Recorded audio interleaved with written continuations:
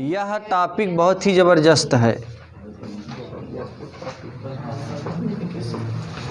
ठीक है ना, ध्यान से समझिएगा। टाइटल क्या है? बहुल आवेशों के बीच बल या अध्यारोपण का सिद्धांत। इस सिद्धांत में हम लोग एक आवेश से कुछ दूरी पर कई आवेश लेंगे। जैसे एक आवेश यहाँ ले रहे हैं, ठीक है, ये मुख्य आवेश है, मेन सेंटर वाला आवेश, और इससे कुछ दूरी पर एक दूसरा आवेश, इसी से कुछ दूरी पर एक तीसरा आवेश, इसी से कुछ दूरी पर एक चौथा, और इसी से कुछ दूरी पर एक यनवा आवेश ले रहे हैं, यानी कई आवेश चारों तरफ से। तो इस पर कैसे बल लगेगा? आकर्षण लगेगा, प्रतिकर्षण लगेगा, और जो बल लगेगा उसका परिणामी क्या होगा? परिणामी बल, ठीक है, उसी को हमें निकालना है, फार्मूला सिद्ध करना है। तो सबसे पहले ये जानते हैं हम लोग कि हम लोगों ने बल 4 प्रकार के पढ़ा था। कितने प्रकार के? 4। पहला तो संपर्क बल था, असंपर्क बल, संतुलित, है ना, संतुलित बल, और चौथा नंबर असंतुलित। यहाँ पे असंतुलित या संतुलित बल का मतलब है कि संतुलित बल तब काम करेगा जब चारों दिशाओं में समान बल लगेंगे। जैसे एक आदमी यहाँ पे रख दे रहे हैं, ठीक है, अब इस आदमी के 4 दिशा में, ईस्ट वेस्ट नॉर्थ साउथ में 10-10 न्यूटन का बल लगाएं तो ये आदमी यहीं भी बना रहेगा, तो ये संतुलित बल हो जाएगा, ठीक है। असंतुलित बल में इधर 10 न्यूटन का, इधर 20 न्यूटन का, इधर 50 न्यूटन का बल लगा दें तो जिधर बल ज़्यादा होगा उधर ही वस्तु चला जाएगा। तो यहाँ पे जब एक आवेशित वस्तु को बीच में रख देंगे, ठीक है, उसके बाद इससे कुछ दूरी पर हम कई आवेश रखेंगे तो उसमें जो प्रतिकर्षण बल लगेगा सभी आवेशों द्वारा, उन प्रतिकर्षण बलों को जोड़ेंगे और परिणामी बल के बराबर कर देंगे। देखिए जरा, सबसे पहले हम कोई एक आवेश यहाँ पर लेते हैं। इस आवेश का चिन्ह है Q। अब इससे स्मॉल r दूरी पर, कुछ दूरी पर एक दूसरा आवेश लेंगे, एक दूसरा आवेश लेंगे Q1, क्लियर है। फिर इससे कुछ दूरी पर एक तीसरा आवेश ले रहे हैं हम लोग, Q2। ऐसे बढ़ा बढ़ा के कितना ले लेंगे? 3-4 आवेश ले लेंगे। तो मान लेते हैं ऐसे से करते करते ये लास्ट में हम कितना आवेश ले रहे हैं? Qn।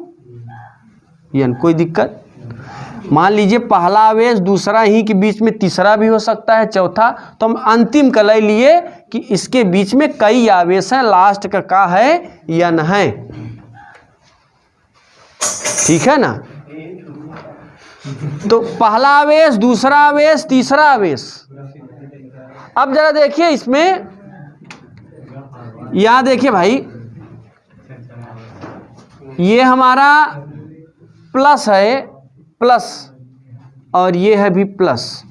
दोनों पे परिमाण तो विपरीत हैं लेकिन चिन्ह क्या है? समान है।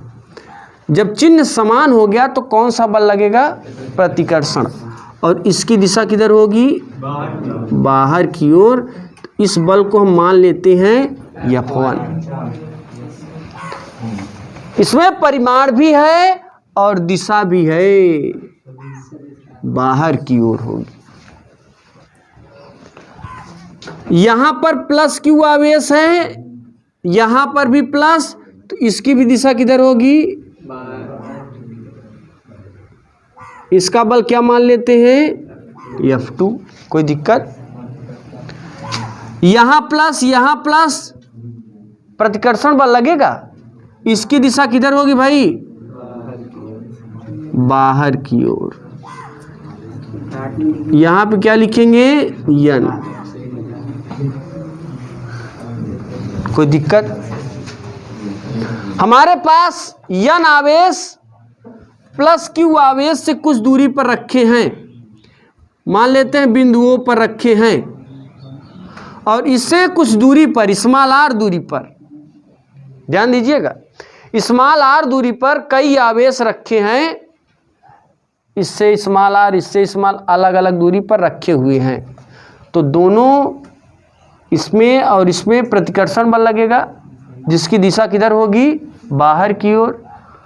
इसकी दिशा किधर होगी, बाहर की ओर। इसकी भी दिशा बाहर की ओर। अभी मैंने बताया कोई वस्तु बीच में स्थित है, एक बल इधर काम करेगा, एक बल इधर काम करेगा, एक बल इधर, इसे मान लेते हैं F1, इसे मान लेते हैं F2, इसे। तो यहाँ पे जो परिणामी मिलेगा वो F बराबर हो जाएगा F1 प्लस F2 प्लस, होगा कि नहीं होगा? परिणामी बल सभी बलों के योग के क्या हो जाएगा, बराबर। तो यहाँ पर कहेंगे कि किसी निकाय में स्थित या बहुल आवेशों के बीच में स्थित आवेश प्लस क्यू है ना, उन आवेशों से कुछ दूरी पर स्थित अन्य आवेश द्वारा उत्पन्न लगने वाले विद्युत बलों के सदिश योग के बराबर होता है। सदिश योग का मतलब जो बल यहाँ पे लगेंगे इनका क्या हो जाएगा, परिणामी बल जो होगा इनके सदिश योग के क्या हो जाएंगे, बराबर। तो इसको हम देख कर ये कह सकते हैं कि कैपिटल F बराबर capital F1 plus capital F2 plus dot dot plus capital Fn। ये सभी बल प्रतिकर्षण बल हैं, और प्रतिकर्षण होने के साथ साथ इन तीनों बलों का अगर परिणामी निकालें तो ये कितने के बराबर होंगे, F के। क्यों F के बराबर होंगे, क्योंकि ये तीनों बल अलग अलग है, इनका मान पता नहीं है।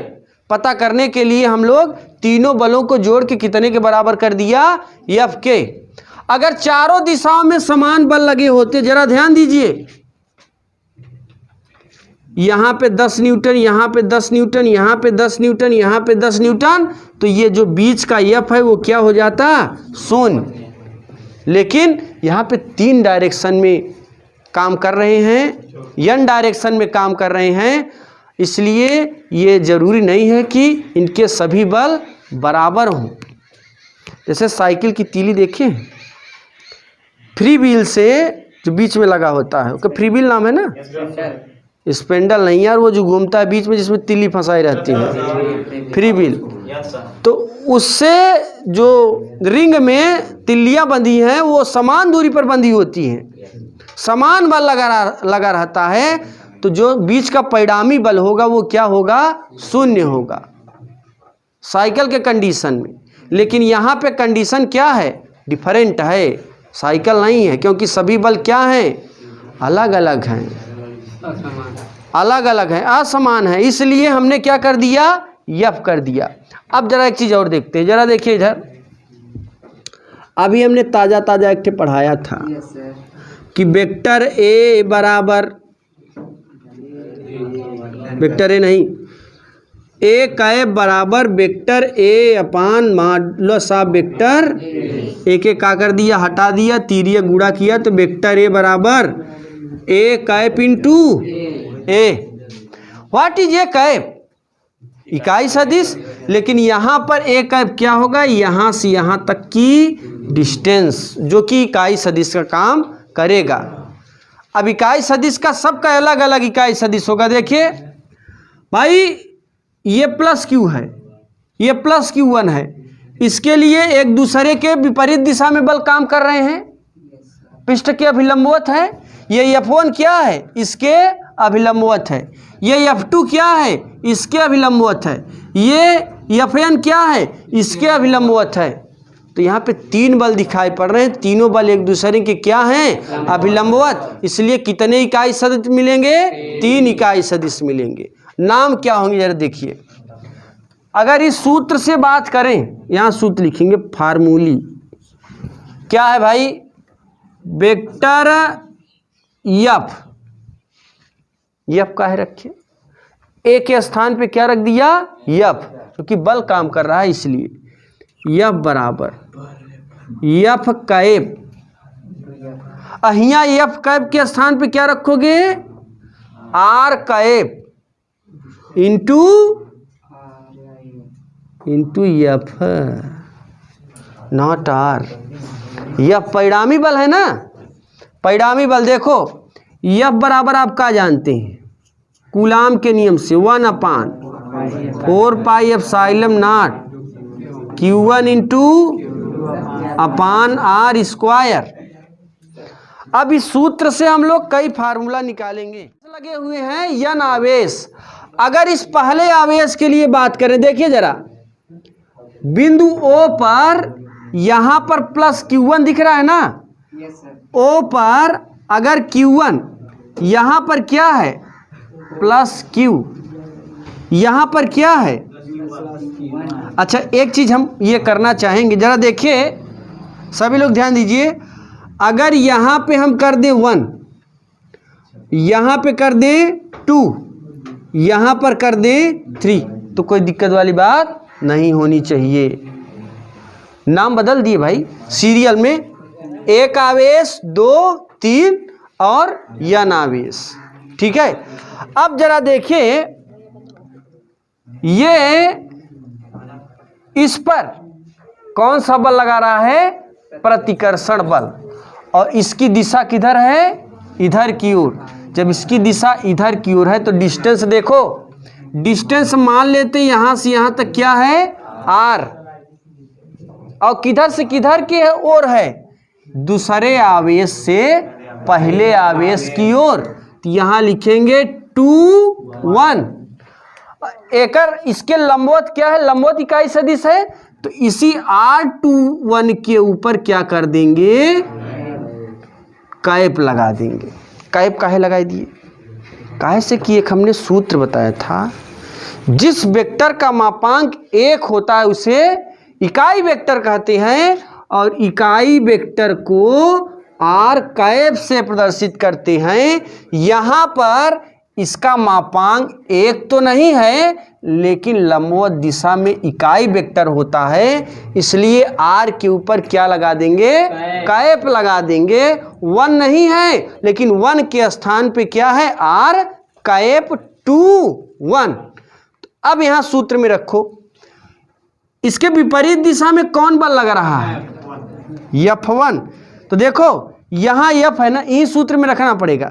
F के स्थान पे क्या रखेंगे, एक पहले लिख दो, F पहले लिख देंगे R बाद में। देखो जरा सीरियल में F R कैप, F के स्थान पे इस डायरेक्शन में कौन सा बल लग रहा है, F1।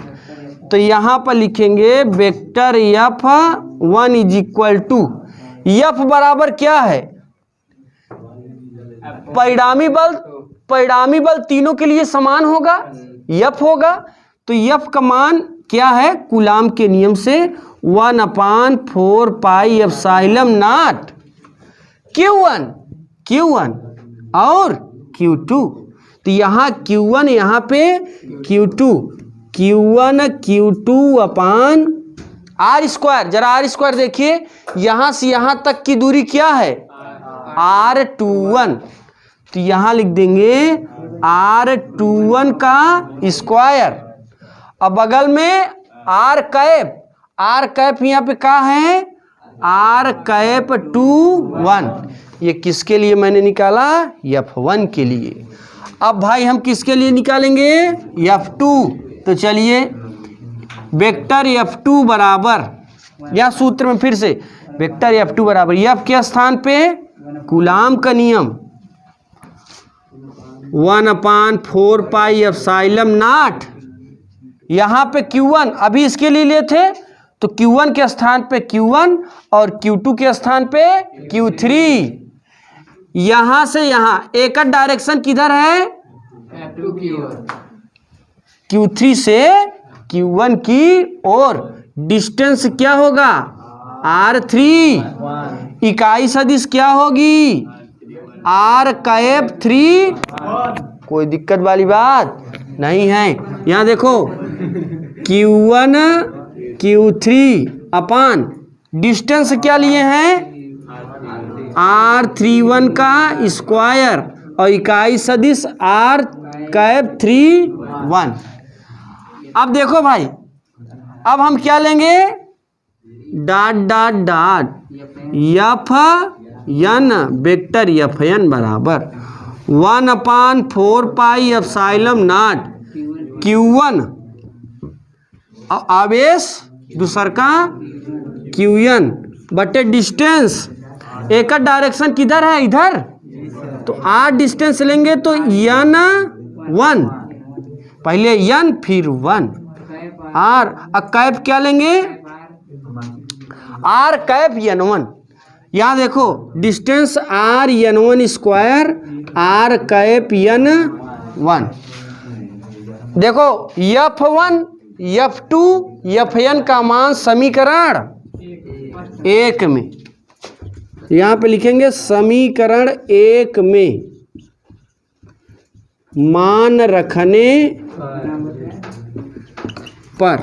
देखो भाई मान रख दीजिए, ये हो जाएगा F बराबर F1 की वैल्यू क्या है हमारे पास, ये है 1/4 pi epsilon not Q1 Q2 R21 R cap 21 plus 1/4 pi epsilon not Q1 Q3 R31 का square R cap 31 plus dot dot dot plus 1/4 pi epsilon not Q1 into Qn 3n1 square R cap N1। Clear है। अब देखिए पहला पद दूसरा पद धन dot dot Nवा पद, दोनों पद में क्या कॉमन है, 1/4 pi epsilon not 1/4 pi epsilon not 1/4 pi epsilon not common है। वैसे Q1 कॉमन है, लेकिन कॉमन नहीं लेंगे, अच्छा नहीं लगेगा ना, इसलिए वेक्टर F बराबर 1/4 पाई एप्सिलॉन नॉट। भाई यहाँ Q1 और Q2 एक एक खींच लोगे तनहा हो जाएगा ना, तो दिक्कत हो जाएगा। अकेला नहीं, अकेला करें। Q1 Q2 R21 square R cap 21 plus Q1 Q3 R31 square R cap plus dot dot plus